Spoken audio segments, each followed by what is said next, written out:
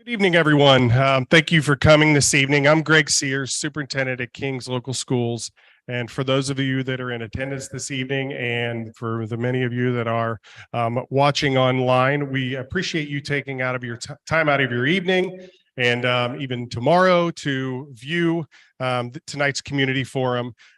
King's Local Schools is officially in master planning. We'll talk about some specifics of that as we get moving through this forum this evening. But we're fortunate this evening to have an architectural design firm, SHP, with us this evening. They're going to take you through the community forum portion of this event. Mr. Morrow, the treasurer of King's, and myself will have a little bit of commentary here in a few minutes. But at this point in time, I'm going to turn this over to Charlie Janigan from SHP. Thank you very much. Thank you guys for coming out tonight. We're going to try to hold this to about an hour, 15 minutes total. And I'm going to hit down. So we're going to do some introductions real quick. We're going to have the district overview, review some things going on academically and some financial information. We're going to talk about master planning and what that means and really what the end goal is through the process. We have another group we've created called the Community Advisory Team, and we had our first meeting last night. You guys will be the first group to see the output of that process. And then finally, you will see some options, and we will be leaving with a survey where you can vote on the things that have been discussed to date. As far as introductions, again, my name is Charlie Janigan. I'm an architect. I'm one of the owners of the firm SHP, and I've been practicing architecture for 23 years throughout the state of Ohio. So right here to my right. Good evening. My name is Gregor Lewis. I'm the design director at SHP. I've been there for about 8 years now, and I'm going to be leading the design effort when we get to some option decisions for the master plan, working with Jeff Parker. And I'm Jeff Parker. I better. And is that good? Am I doing all right? All right. And I will be leading the master planning effort. All right. One other highlight that was a question that came up last night is who you guys just said SHP like 10 times. Tell us a little more of about you. So we are an architecture firm of about 120 employees. We have 4 offices. We were actually founded in 1901 in Hamilton, Ohio. We have been actively designing school buildings for over 100 years. So there are a lot of neighboring districts to King's that we've worked for, some to the north, some to the south. And basically we are a company that lives and breathes K through 12 all day long. So our task is to lead the community through this process. We're kind of the moderators of the process, and the end goal is to get to some type of recommendation to the Board of Education. And you'll see some more information about that here shortly. So I'm going to invite the district out to talk a little bit more about some initiatives going on. Great. Thank you, Charlie. So as we get moving through this process, I want to take a little bit and talk about some of the initiatives that we're working on that paint a little bit of the why that we're in this, but a little bit of the future work that we're doing. So in our district, we're spending a significant amount of time looking at how we educate students as we prepare them for their future. So we're doing a lot of work around our culture of growth. We're introducing significant work this year around what we consider our Power 5 future skills. Many of you played a role in the development of the Power 5 future skills, those being communication, collaboration, problem solving, critical thinking, and career readiness. And our work around our Power 5 future skills is just what we've branded. The work is really around how do we take those skills and apply them into our classrooms and into our buildings so kids can not only develop academic content mastery, but they're also doing it in a way that develops skills that are going to give them a competitive advantage for when they leave the walls of our school district. And so our Power 5 will be embedded into our instructional practices, into our instructional design, with the idea that our kids are going to come out of King's very prepared for life beyond the walls of our school district, whether they enroll in a 2-year or 4-year university, whether they enlist into the military, or they go directly into the employment. And so our Power 5 is really a driving force for the work we're doing. But as we move forward, Who has the clicker? Charlie, you have it. So just go to the next slide. As we move forward, let's talk a little bit about why we're in this position in starting this process. So last spring, the Board of Education contracted with a company called Cropper GIS, an independent company who does master planning type work, who looks at enrollment studies, demographic studies, capacity studies, utilization forecasts, does a significant amount of analysis to update districts for enrollment purposes or redistricting purposes. And they do this work throughout the entire country. So the company is Cropper GIS. The reason we got into this work is because we have felt some pain points over the last few years around the facilities and the number of students that we have. This work was important because Mr. Cropper, the CEO of Cropper GIS, spent time in our district, walked every building, walked with our principals to look at how we're utilizing the space that we have, and came up with a utilization forecast based on capacities. And so with that, what Mr. Cropper identified through his independent study is that currently 5 of our 6 primary buildings are currently operating at over 105% capacity. Means they have more students in them than what the building is built for. Our high school is currently operating at about 134% capacity, which means there are approximately 400 more students in the high school than what it is functionally built for and able to work operationally. So what this means for us is that we have an overcapacity problem based on the number of students that we have currently in our district. These are not projections. So the data that I have on the screen and that we discuss, this is current. These are based on the students that are sitting in our seats in our buildings now. It is not looking forward ahead a few years. This is current. So, and I think that's very important for why we're in the situation now, just looking at the students we have. The problem that we can forecast is that there are more students in grades 1 through 6 currently than there are in 7 through 12. So if our high school is already at 134%, just with the number of students that are in the building, if you take the current 7th graders, you move them forward to seniors, just the students that are here now, that percentage goes to 144%. Okay, just with the kids that are here right now. So I point that out because what we like to live in the factual information of current enrollment and the number of students that we have. Now, if you're interested, Mr. Cropper, and this is linked here, it's also on our website. There's a facilities page button on our website that has all of his presentations, all of the information, the math behind it, the assumptions that were made, heat maps, and the 2 presentations. But if you're interested in potential future look at our district, Mr. Cropper did predict based on growth. If you believe our district is continuing to grow, there are new developments, there are new opportunities in our district, then you can make an assumption that the percentages could be higher even in the future based on growth. So our problem is currently we are over capacity in 5 of our 6 buildings. And these are causing pain points throughout the district. So with that, we have worked alongside of our Board of Education and are entering into the master planning process to determine the best way to solve the overcapacity problems that we have. So at this time, I'm going to turn this over to Mike Morrow. Mike is the treasurer at Kings Local Schools, and he's going to talk to you a little bit about some financial updates. Good evening.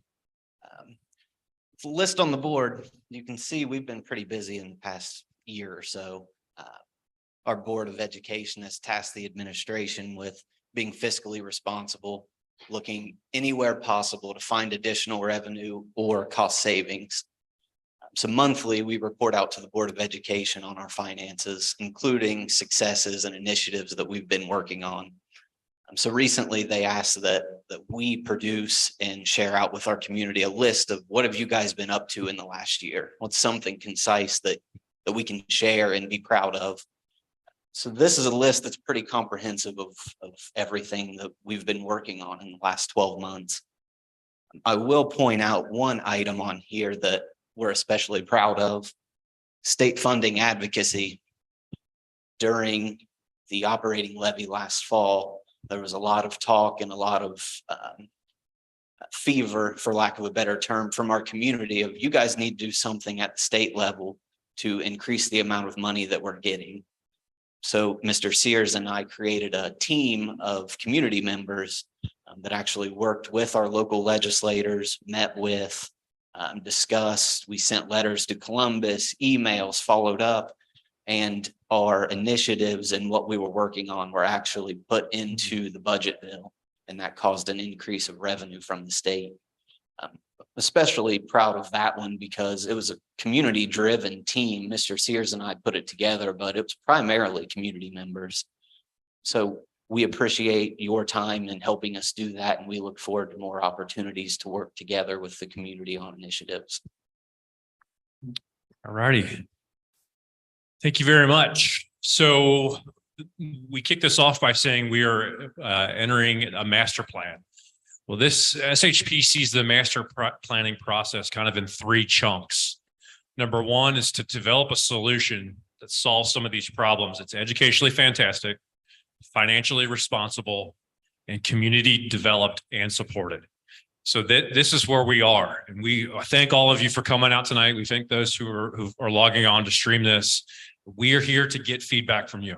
And that's what our task is.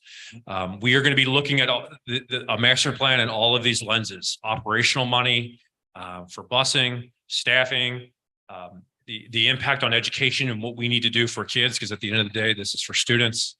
But most importantly, that it's community developed and community supported. So a little bit later in the presentation, you're going to see some of the community development that occurred last night with our team. This is looking at the calendar in a kind of a high level fashion. We're doing this starting in the month of September. You'll see things through October, and it'll culminate in the month of November. The reason why is that there are some dates, if you're going to move forward with things with your community, that needs to be filed by November 20th. So that's kind of our deadline. You see 3 different colors here. The first is kind of the orange. That's working with the administration and just making sure that we're setting this up to have the touch points that we need with the community. Number 2, you can see the community advisory team. This is a team of about 40 people. We met last night. It has teachers, it has parents, it has some folks who don't have kids in the school anymore. This team will meet about 3 times. So they're kind of our sounding board, and they will help kind of vet things out with us. And then you guys now are part of our focus group sessions. So that's right here. We're going to have large forums like tonight, but we're also going to have a series of smaller forums where we are going to have focus meetings with sports folks or with elementary teachers. We might meet with theatrical and music folks to get their opinions. But we also have a goal of getting throughout the community and talking with some HOAs, talking with some businesses, and really casting a wide net throughout our engagement process. So you'll see a lot more information in the next about 8 weeks on this process, and we encourage your feedback. Here is the real tactical way of looking at it. We are right here tonight on September 28th. You can see we were just brought on board a couple of weeks ago, but we've met a lot with the district to get where we are today. The focus groups will continue next week. There'll be report outs.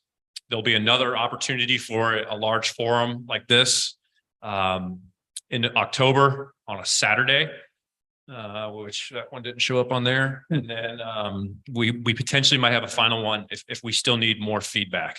So we've laid this out. It's a lot of meetings, but it's what needs to be done in order to get the feedback on a particular plan. Does that make sense? Nodding heads. All right. So I'm going to hand it over to my colleague, Greg Lewis, and he's going to speak on each individual facility. So I haven't been up on a stage since high school. It's pretty exciting. I feel like I maybe have had a larger audience when I was in high school, but they came to see Oklahoma. They didn't come to see the master planning, but I'm going to save the breakout rendition of my Oklahoma song for the next community forum. So that'll give you something to look forward to. As the superintendent and Charlie have talked about, we're kind of setting a baseline for where we are today. This is what we do with the master planning process. We look at the district holistically. We looked at where we are with our facilities and our education from an enrollment perspective.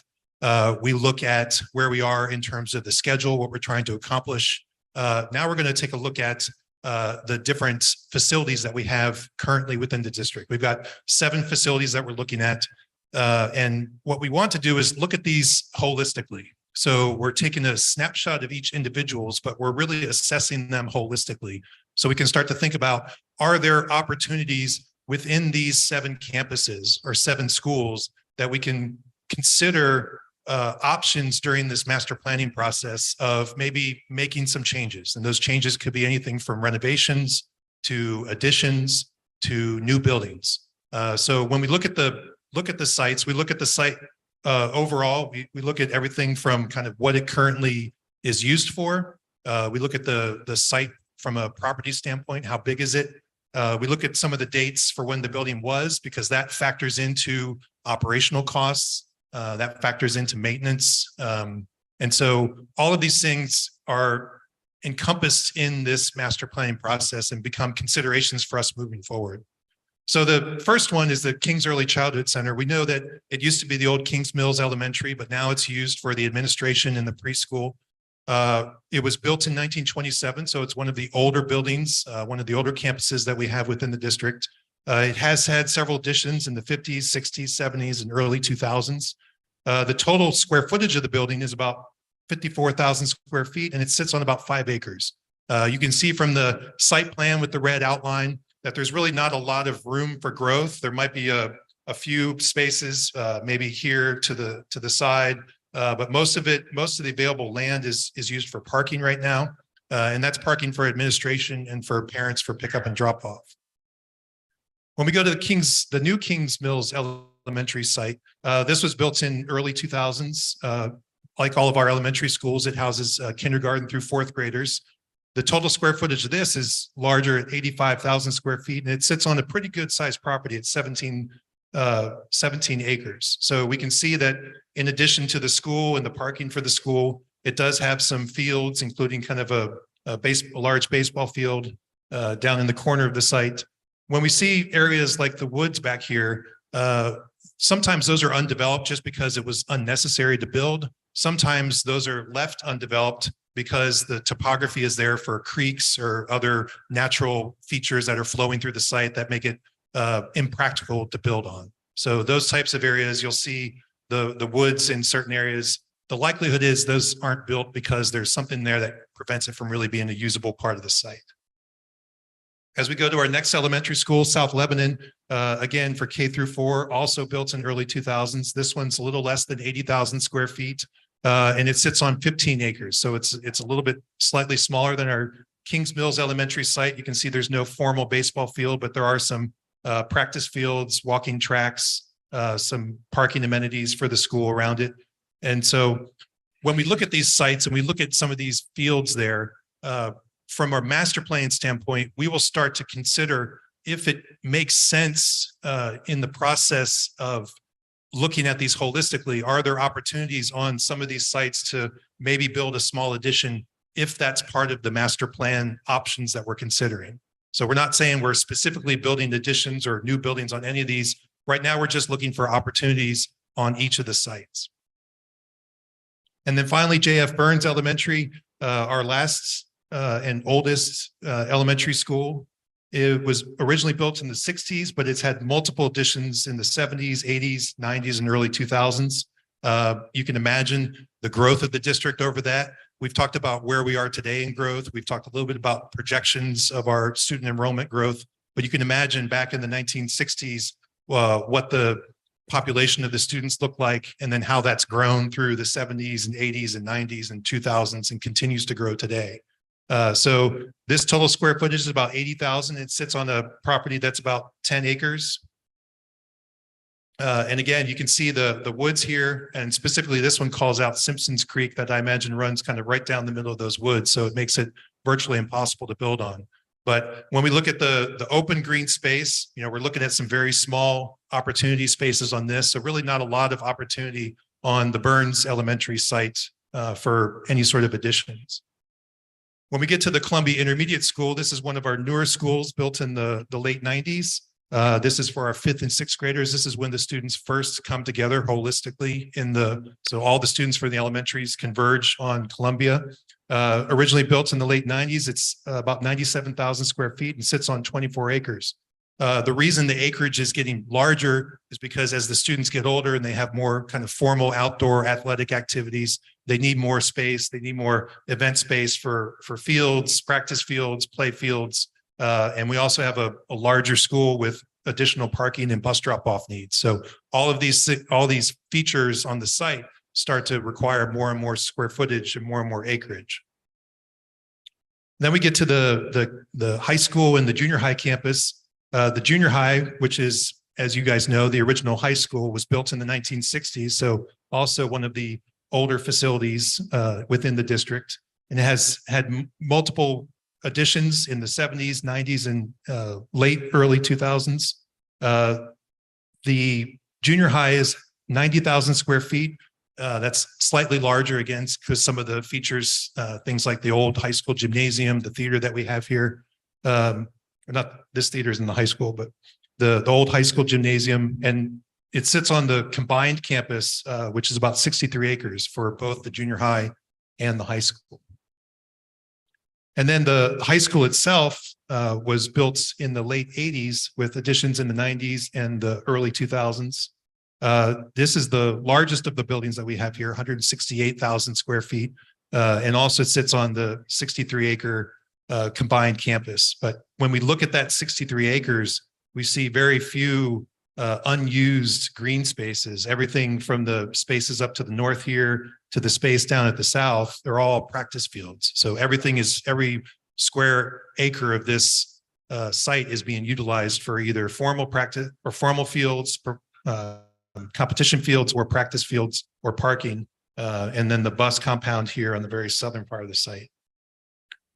One of the opportunities that we've had that's come up recently, as some of you may know, is the addition of this new site that was purchased in July of 23 this year.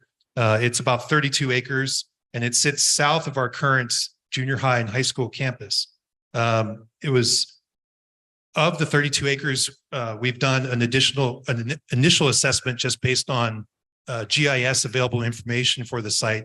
And even though it's entirely wooded, there are a few creeks and valleys that kind of flow through there, but pretty much everything to the east of this line that kind of is an extension of the residential street there. Everything to the east flowing down to the Little Miami River is on a very steep slope. So unless we're building roller coasters or wet slides for the kids to slide down into the river, it's virtually unbuildable there. So of the 32 acres, I imagine maybe 2/3 of it is something that we could consider potentially buildable.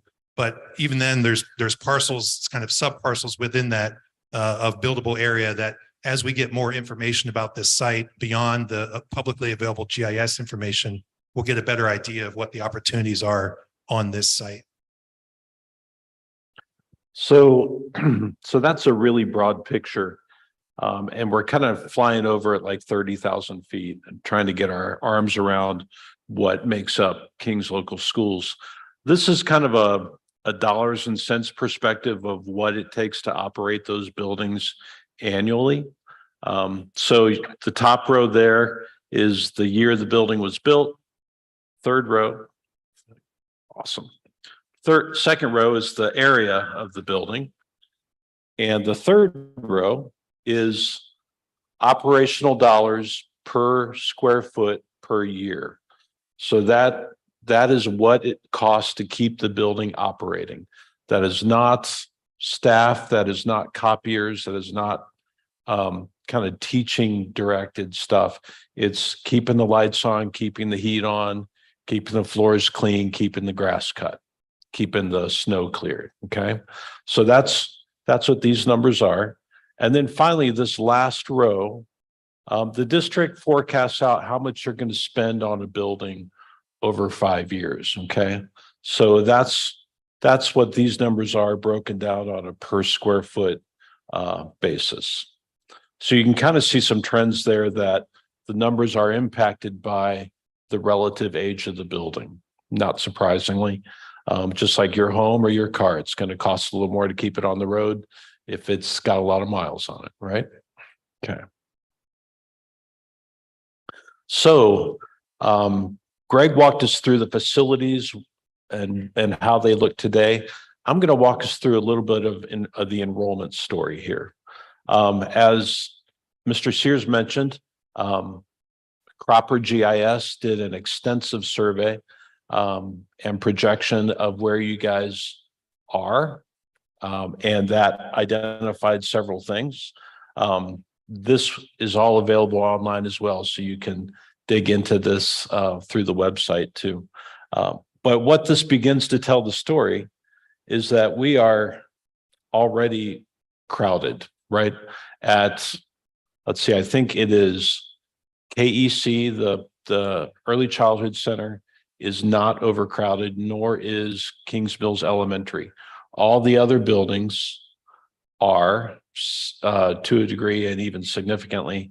And Kings Mills, we're hearing that there's a lot of potential development in that neighborhood, in that area as well. So in perhaps the not too distant future, that story could change pretty quickly.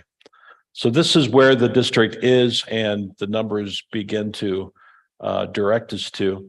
This is kind of a different way of looking at it. So what we've tried to do here is illustrate the capacity of the buildings versus the enrollment of the buildings. And the way this graphic works is the vertical gray bars are the grade levels. Okay, does everyone see that? And then the big blue boxes are the school buildings. All right, does that make sense? So the Early Childhood Center, that's a little bit unique because it runs 2 sessions a day. So they have room for 158, but that's only half of their day. So you would double that number to get their capacity or to get their actual total enrollment. Does that make sense? So that's the one that's a little odd and might tend to skew things a little bit. JF Burns, it has a capacity of 705 and today is running over 800. So 114% of capacity. As I mentioned, Kings Mills Elementary, a capacity of 584, and today we're at 527. So a little under capacity there. Let's see. South Lebanon, a capacity of 500, and today they're at 540. Columbia Intermediate, which serves 5th and 6th grades. Today they have an enrollment of 766 and a capacity of 622. Kings Junior High School today, an enrollment of 728 and a capacity of 676. So 108% over. And finally, Kings High School, today an enrollment of 1376 with a capacity of 1053 and 131% of capacity. Okay. So I will say that these capacities are an effort to measure effectiveness from a teaching and learning perspective.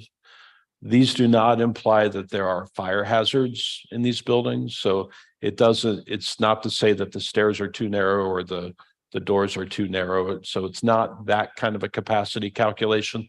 It's really about how does the building operate as a school building. All right.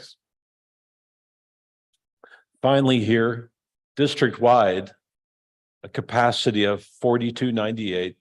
Today, we're just under 5,000, and that's 15% over capacity today. All right, let's keep rolling. Greg, you want to walk us through this? Do you want to? I'll click for you.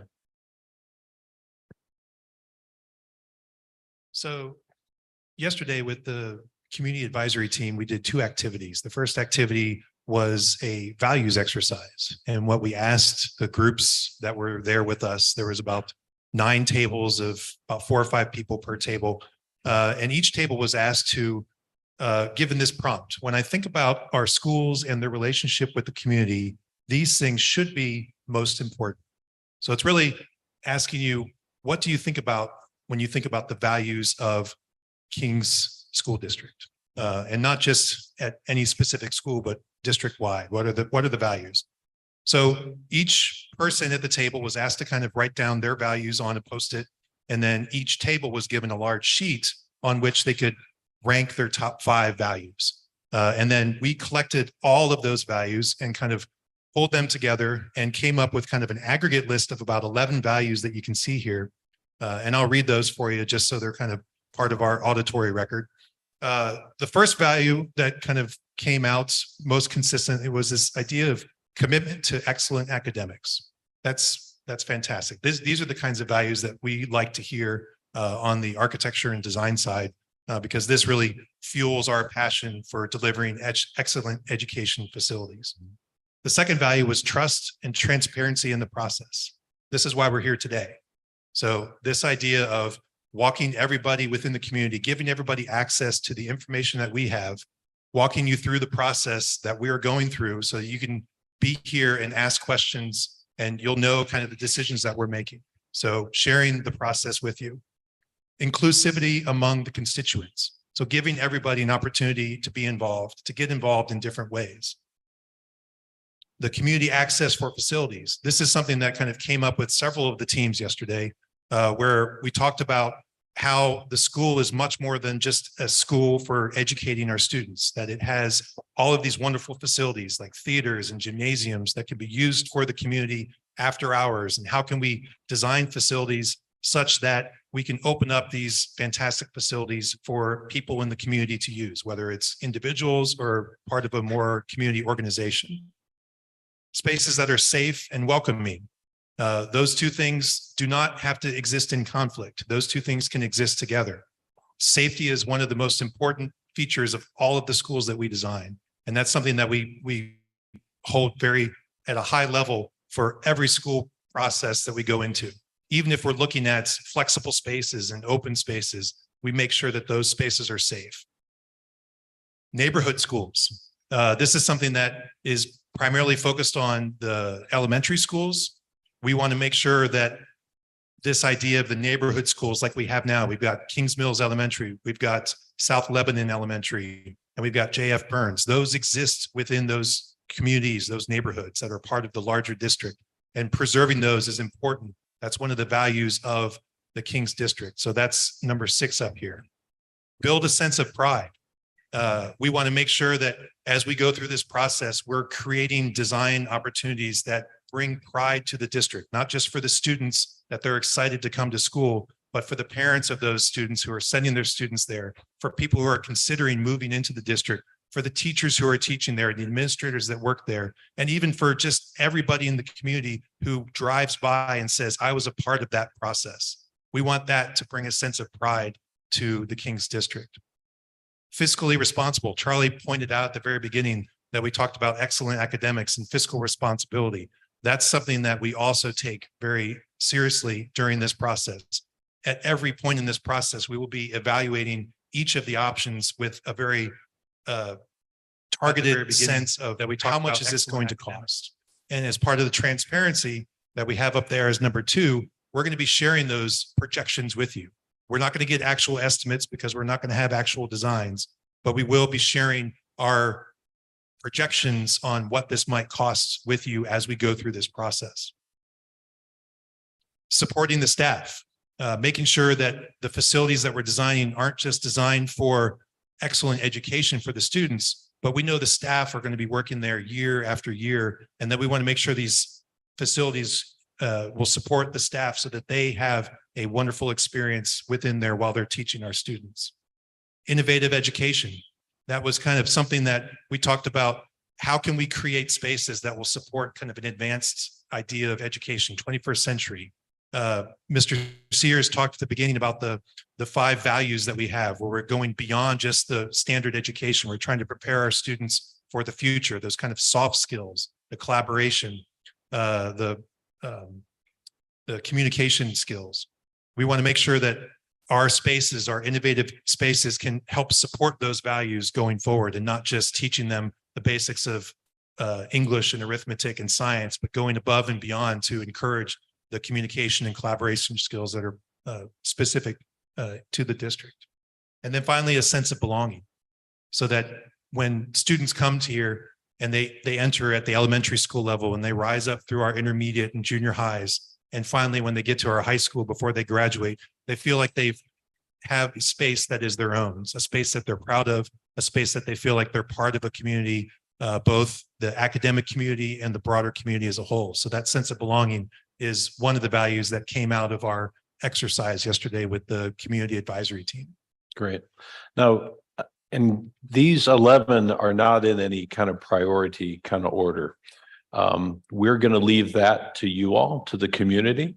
So at the end of the evening, we'll give you access to a survey, and we're going to ask you to pick the top 5. What of these 11, which are the 5 that are most important to you?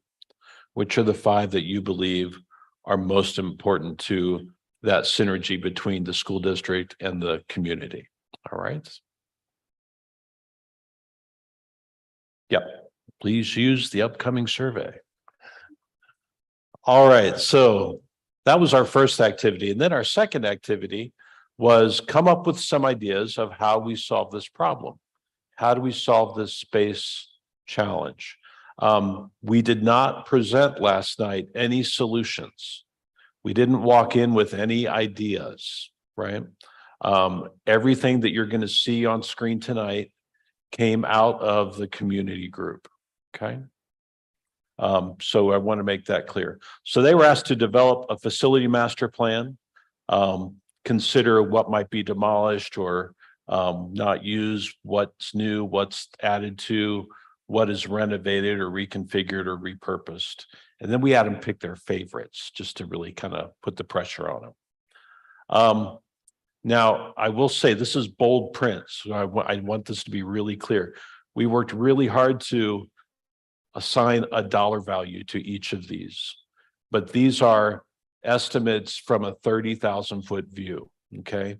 So we haven't walked through the buildings. We haven't sat down with the custodians and understood what's leaking here and what's bad there. So these are very high-level numbers for comparison. So they are apples to apples across the board. So they are common in that regard, but they are high level estimates. And as we get deeper, as we drill in deeper to solutions, these numbers will evolve. Okay. So the numbers that you're going to see tonight are not the same numbers that you will likely see next time, but they are driven, they will grow out of these numbers.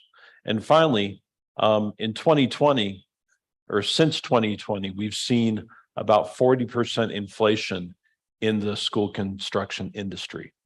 Okay, so 40%.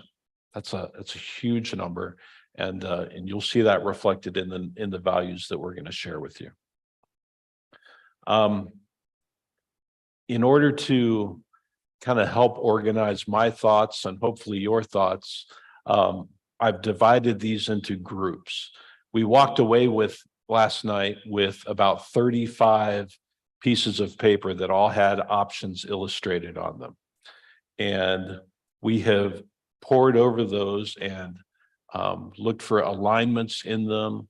And out of that 35, we have created 16 that are unique options, okay?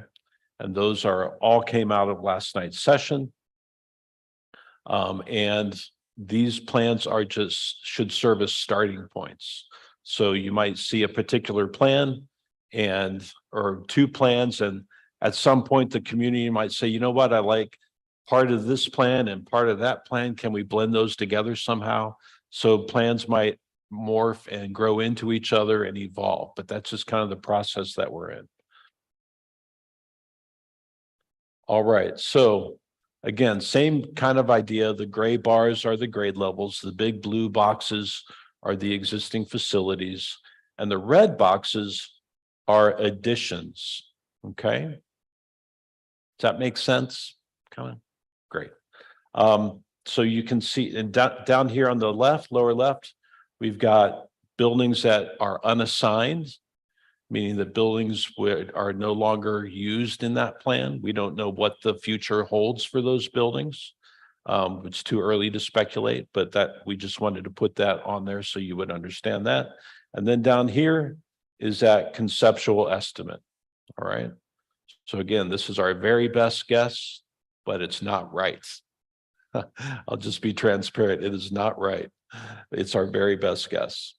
So these are additions. So we have a large addition at Kings High School, small addition at the junior high and at Columbia, small additions at Burns and at South Lebanon. You might remember that we had two buildings, KEC and Kings Mills, that are not over capacity. So that's why we don't have any additions at those buildings. All right, does that make sense? Very good, very good. All right, this is what I call the 10-12 option.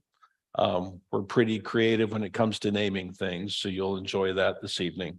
10-12 option because it proposed a 10-12 high school, putting the freshmen in a 6-9 building. So a new 10-12 school on that 32-acre parcel. We would update and convert the high school, the existing high school and junior high to serve 6th, 7th, 8th, and 9th. We would have a small addition at Columbia, and Columbia would convert to a 4-5 from a 5-6. The elementaries, they would all kind of reduce down to K3s, taking care of those capacity issues, and KEC would remain the same. Currently, this one is showing portions of the junior high as being unassigned because we don't need all of that square footage to meet the need of those 4 grade levels. All right. Okay. That comes in conceptually at 140 million. Now, this is option number 2 of 16. So you're going to hear me drone on and on for a little bit, but in the interest of transparency, we want to be very deliberate in walking you through where we've been and so that you'll be able to understand where we go and how we get there. Okay. So I apologize ahead of time, but we think it'll be worth it. The district has evaluated these from a teaching and learning standpoint, right? What does it do for education?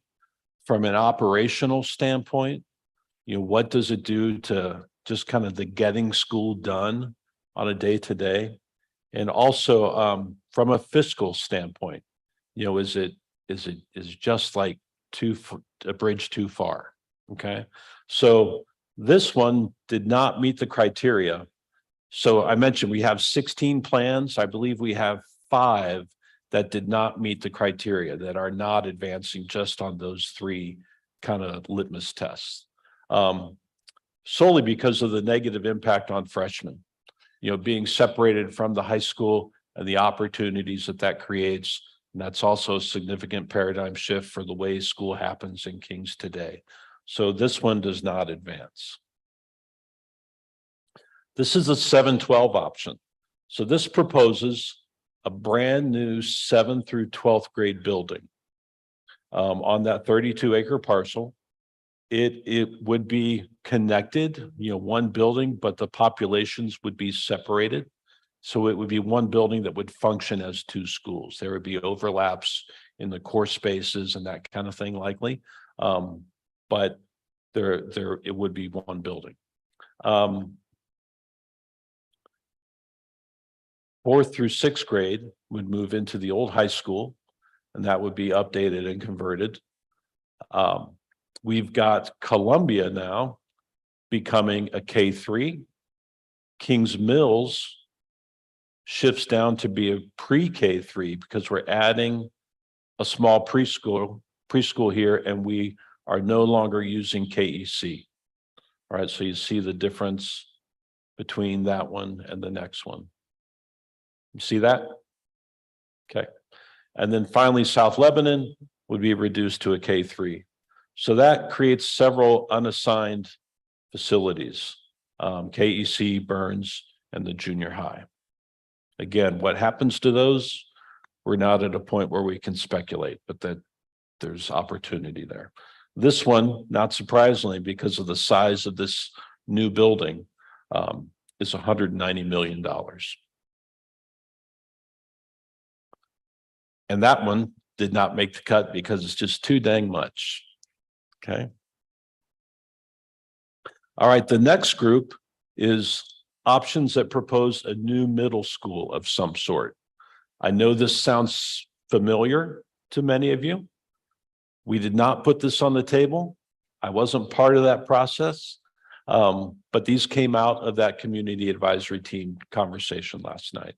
So all of these will have an M prefix on them, and these you'll see translated in the survey that we're going to make available to you. So we're trying to make it make sense. All right, the first one, M1. We combine the junior high and the high school into one big 9-12 facility. Again, that's going to leave a little bit of extra space at the junior high that will be unassigned. It creates a new 6-7-8 building on the 32-acre parcel. Columbia shifts down to be a 4-5 campus with a small addition.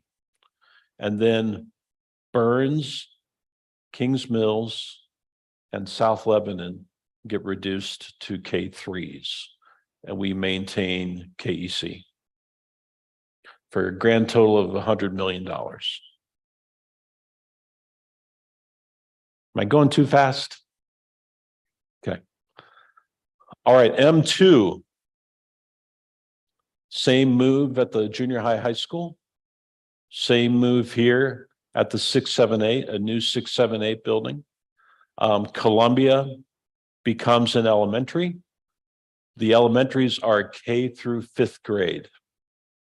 And that requires additions at each of these campuses. So Columbia, Kings Mills, and South Lebanon would be our K5 elementary buildings. KEC remains as the preschool, and unassigned are JF Burns and portions of the junior high. $135 million. This is M3. Again, these first two blocks are the same. Renovate junior high and high school for the high school, a new 6-7-8 building. This is a little different. We call this in planning speak, grade banded buildings. So we've converted Columbia to a 4-5 building with an addition. So all the district's 4th and 5th graders would go to Columbia. South Lebanon would be our 2-3 building with a small addition. All the 2nd and 3rd graders would go to South Lebanon. And finally, Kings Mills would be our K1 building with a small addition, and KEC remains the same. So this one would leave Burns and a portion of the junior high school unassigned. The total on that was $135 million. I think probably not surprisingly, this one does not advance. It's really a transportation nightmare. Think about busing, think about if you have kids in 3 different buildings across the district. And then also, no neighborhood schools. So that's not where Kings wants to be. So M3 does not advance, and you will not see this on the survey. M4, same as before on these first two. Columbia becomes a 4-5 with an addition. The elementaries shrink a little smaller. They become 1st through 3rd grade buildings. And then we build a new preschool kindergarten building. We don't know quite where that might be. It's not a huge building though, so we could squeeze it in somewhere. You'll recall that these buildings serve roughly 500 to 600. So we have a lot of kind of unused capacity when these buildings are only serving 3 grade levels. All right. Unassigned KEC and a portion of the junior high. And this one is 160 million, thanks to the addition of a second new building in the kindergarten preschool. This one doesn't advance either. So because of the surplus footage and because of those limited real estate options that I was mentioning earlier. All right. All right, M5. Same move here at the 9 through 12. This is a little different. We build a new kind of traditional junior high just for 7th and 8th grade. Columbia would become a 4, 5, 6 building. That would require a significant addition at Columbia. The elementaries reduced down to K3s, which really begins to right size them for capacity. KEC stays the same. Unassigned, there's a portion, still that portion of the junior high that is undefined, and that lands at $100 million. All right, this last group, or this is not the last group, sorry to tease you. So there are two of these. They feature a new high school and a separate new preschool or a new preschool building. So they're a little different. HP1, new high school on those 32 acres. We would convert, this one converts King's High School into a middle school building. Let's see. Yes, we would move the 4, 5 into the junior high. Columbia becomes a K3. South Lebanon reduces to a K3, as does Kings Mills, but this is where we would get that preschool addition. Okay. Unassigned becomes KEC because we're not using that anymore, and JF Burns. This one is $160 million.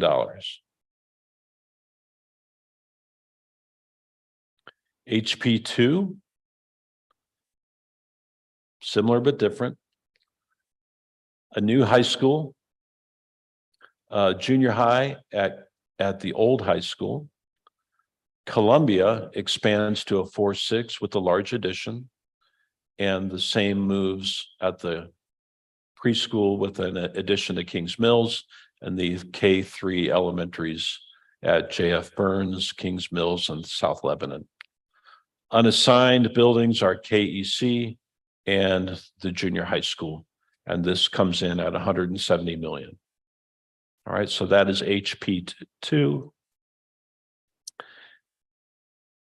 And this is our last group, I promise. The new high school options. So these all feature a new high school with variations within them. All right, so H1, a new high school.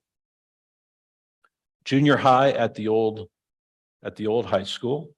Expand Columbia to a 4, 5, 6 with a big addition. JF Burns, Kings Mills, and South Lebanon all reduced to K3s, and KEC remains. So we would unassign Kings Junior, and that comes in at 160 million. H2, again, a new high school, 6th, 7th, 8th grade at the current Kings High School. Columbia would shift down to a 4, 5 with a small addition. Burns, Kings Mills, and South Lebanon would become K3s. We'd maintain KEC, and we would be able to a portion of junior high becomes unused or unassigned.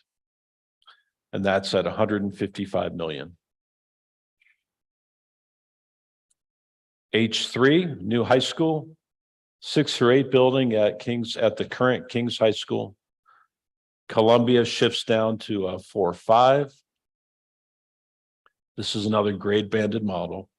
Kings Mills becomes a 2, 3 with an addition. South Lebanon becomes a K1 with an addition, and KEC remains. So this would unassign JF Burns and the junior high. This comes in at 180 million. We didn't like this one for the same reason we didn't like the other grade banded options. And it's really expensive. H4, new high school, junior high at the old high school. 5th through 6th grade, we move into the junior high. Columbia becomes an elementary with a K4. All the elementaries would be K4. Each would have a small addition to get that extra grade level capacity. So you've got Columbia, Kings Mills, South Lebanon as the elementaries, KEC as the preschool, and JF Burns becoming unassigned. So that's 170 million. H5, new high school, a 5th through 8th grade building, intermediate / junior high. So we would convert all of the junior high, I'm sorry, some of the junior high, all of the high school into that intermediate junior high school facility. Columbia shifts down, and this creates 4 K4 elementaries. All right. So it keeps these 3 buildings as they are, converts Columbia, and keeps KEC. It creates an unassigned portion at the junior high, and that's 140 million. And this is H6, new high school, 6th through 8th grade at the current Kings High School, convert Kings Junior High into 4th and 5th grade. Columbia becomes an elementary, and all of the elementaries would become K3s. And then we would put the preschool in either JF Burns or KEC. So we could one of those 2 buildings would become unassigned. All right. That one lands at 140 million. So that's it. Is that enough? Okay. So what we've done is we've created a survey for you. In the interest of keeping all the results on the same plane and not skewing, we're going to make available to you an online survey, and it is here. So you can either scan this or you can type this in. If you aren't able to do this with your own device, we do have some Chromebooks available. So if you want to sit here and take the survey, we can log you in and you can answer the survey this evening before you leave. So if you would like to do that, raise your hand and we'll get you a device. Just let us know. Is that working? Are you guys getting there? Great, great. Yep. And All then right. we've got about 47 people streaming this on YouTube. And we ask those who are streaming to go to that link there, surveymonkey.com/r/Kings Now. And folks who are streaming this after the live stream, we also invite you to take this. I believe we're going to keep this up for 2 weeks. So this will be live for 2 weeks. We would like to see, again, the community respond and get as much feedback as we can. So with that, I will say on that survey, not only will we ask you the questions about the values and the questions about the options, but there's also an opportunity to provide some feedback. You know, if we don't have the right option, if we didn't show it to you tonight, you can tell us, you can write that in on the survey and we'll add that into the mix. Okay. I think the other thing that we wanted to communicate, our next forum is October 28th. It's on a Saturday. It's at 10 a.m. 10 a.m. It's right here. We'd love to see you again. Bring a couple of your neighbors with you, right? If you would share this survey through whatever means you can through your social medias. I know the district would really covet as much input as they can get. Correct. And the next community forum, we hope to stand here with more detailed information, maybe 3 plans or 5 plans that have standing up throughout this process. So we don't know what the number will be, but we're going to narrow it down from 16. We know that. And then we will also dig into a lot of the questions that are coming in through the survey, and then just also the finances. What is the impact there? So any other closing thoughts, or I'll turn it to Mr. Sears. Great. Thank you very much. I want to thank all of you in attendance this evening for your participation and just acknowledgement of the work we're doing in our school district. You could see there's many options that are being considered. None of the options are bad options at this point. Everything goes. I will say this for those of you that are in the audience, if there's something that you have in mind that you think should be considered further, that maybe wasn't up here, we have some blank diagrams for you. If you want to, if something's come to mind or you've thought about it a little bit and you didn't see a configuration, we can put that up against what we've already done. But we appreciate your engagement. Please share this information and with as many people as possible. We want the feedback so that we can continue to develop this and make the right plan moving forward. So we appreciate everything you do and your continued attention to the work we're doing in our school district. And again, thank you for tuning in online and also in attendance this evening. So thank you. We will be around if anybody has any questions. We have a team here. We have a board member here. We're happy to answer any questions that you may have in any way. So thank you very much.